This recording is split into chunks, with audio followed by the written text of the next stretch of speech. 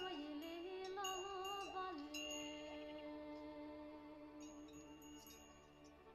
La Sfântă Mărie mică nu mai rămâne nimică.